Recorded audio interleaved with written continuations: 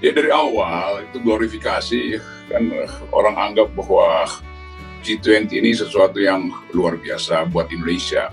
Ya. Tapi orang tahu ini adalah paket untuk mengeluhkan Presiden Jokowi sebagai pemimpin yang berkali-kali kita terangkan bahwa ini bukan kemampuan memimpin, tapi ini kebagian giliran. Ini kayak undian arisan aja sebetulnya tuh. Tapi itu udah berlangsung, glorifikasi sudah selesai.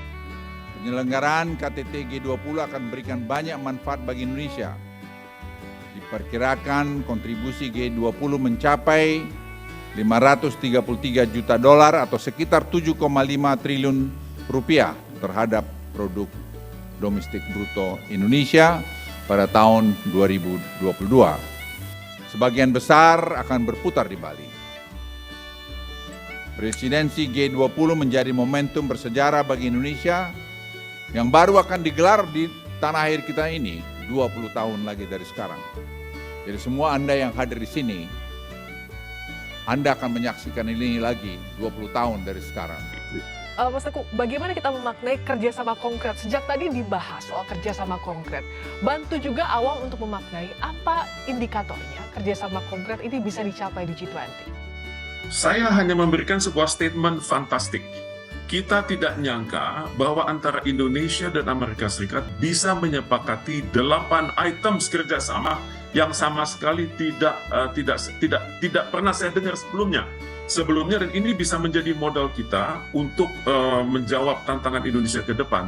Indonesia tahun 2045 mendatang, dan sebelumnya ada Indonesia 2030 seperti yang diramalkan oleh World Bank dan IMF, bahwa kita akan menjadi kekuatan ekonomi nomor 7 terbesar di dunia. Memang ini memerlukan kerja keras, tapi saya perhatikan, itu ruangnya sudah dibuka oleh Amerika Serikat. Pertama adalah 2 hari ke depan ini Indonesia akan menjadi atensi dunia. Kedua, dunia bisa melihat bagaimana Bapak Presiden, pemerintah berupaya keras di samping menyiapkan G20, tetapi juga memfasilitasi agar ada pertemuan antara mereka-mereka yang bertikai di Ukraina. Ya, dan yang ketiga tentu dari sisi perekonomian kita berharap betul bahwa Indonesia karena sudah menjadi atensi dunia, kita akan bisa menggerakkan pertumbuhan ekonomi di Indonesia dengan inisiatif-inisiatifnya dan kemudian kita viralkan ke dunia. Saya rasa itu. Kemudian yang kedua, kita juga bersyukur karena sekarang ini seperti disampaikan Pak Menteri, seperti Mas Anin tadi, bahwa kita momentumnya ini luar biasa. Jadi semua negara pasti akan melirik Indonesia karena pada saat kita presidensi kita naik menjadi 7 besar.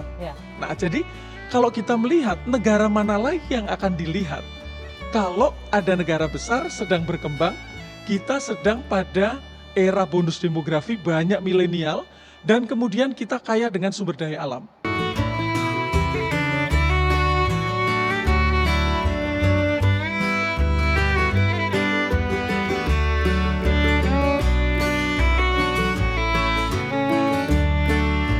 Indonesia merasa terhormat untuk meneruskan presidensi G20 tahun 2022. Presidensi G20 di Indonesia akan mendorong upaya bersama untuk pemulihan ekonomi dunia dengan tema Recover Together, Recover Stronger.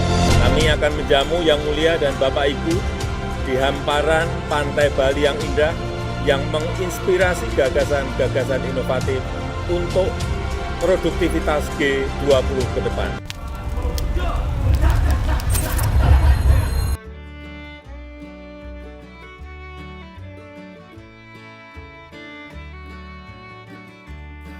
Penyelenggaraan KTT G20 akan memberikan banyak manfaat bagi Indonesia.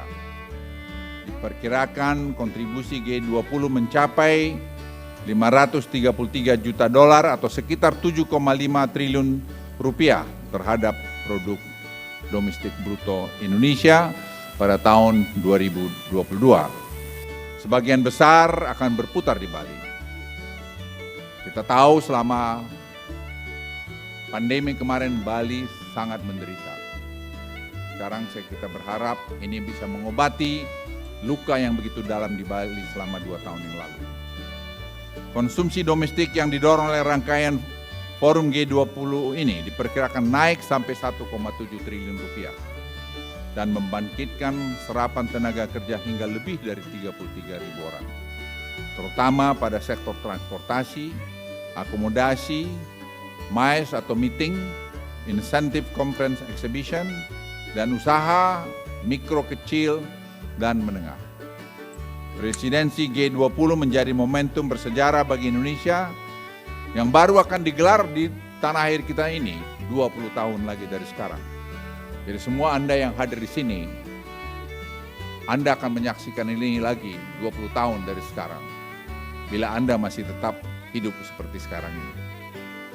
Saya sekali lagi mengajak segenap masyarakat Indonesia untuk turut mendoakan kesuksesan Indonesia, membawa forum KTT G20 bermanfaat untuk dunia.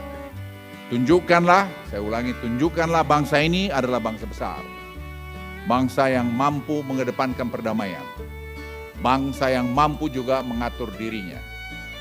Dan kita siap menyambut KTT G20 ini.